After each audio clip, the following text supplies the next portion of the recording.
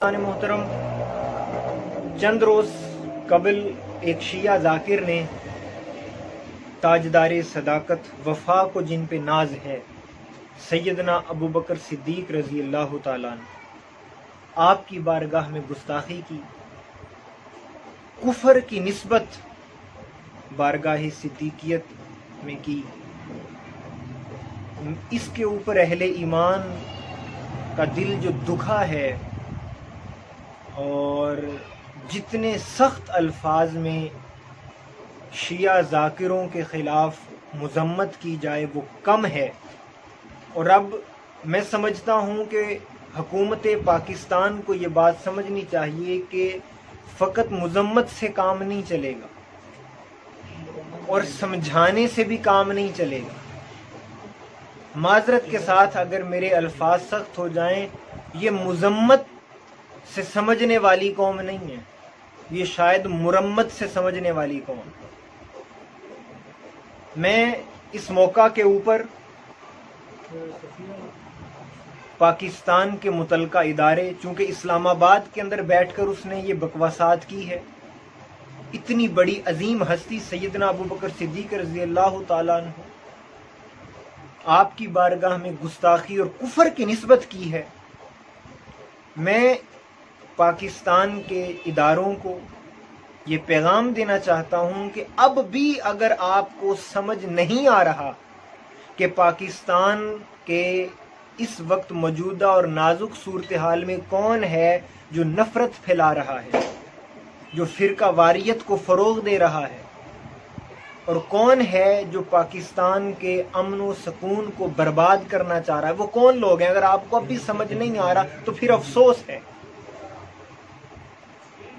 اور آپ کو جلد از جلد یہ جو پاکستان کے اندر گستاخیوں کا سلسلہ ہے صحابہ کرام کی، اس کو روکنا ہوگا، ورنہ ایک بات تو بڑی واضح ہے، اگر آپ سے یہ نہ رکا اور پھر صحابہ کے غلام اٹھ کھڑے ہوئے، اہل سنت اٹھ کھڑے ہوئے، تو پھر حالات آپ کے ہاتھ سے نکل جائیں گے اور آپ حالات کو کنٹرول نہیں کر پائیں۔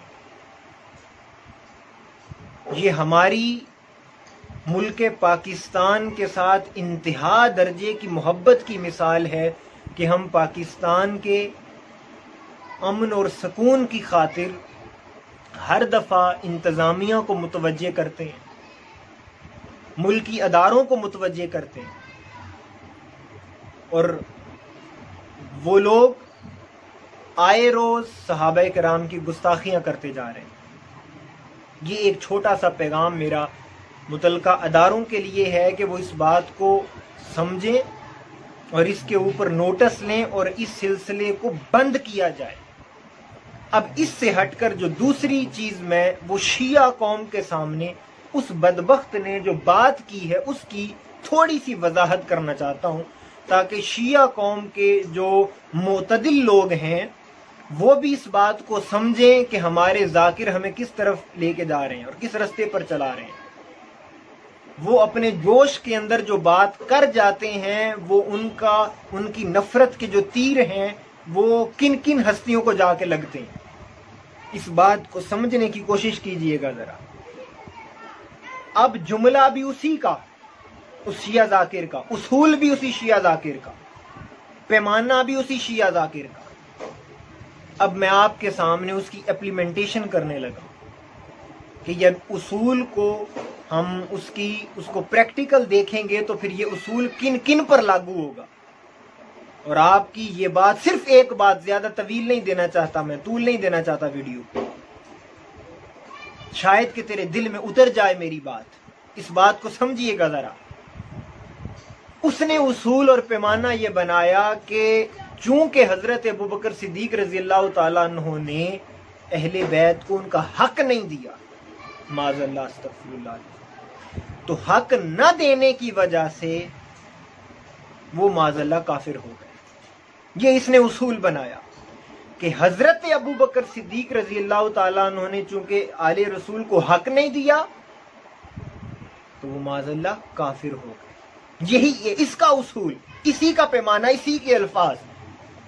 اب آپ کو اس کی عملی شکل دکھانا چاہتا ہوں ذرا. تو پھر تم صحابہ کی ذات کے اوپر زبانیں کھولو گے تو کیا سمجھتے ہو کہ ہمیں بولنا نہیں آتا؟ اور میں تو آپ ہی کے اصول کی بنیاد پر بات کر رہا ہوں.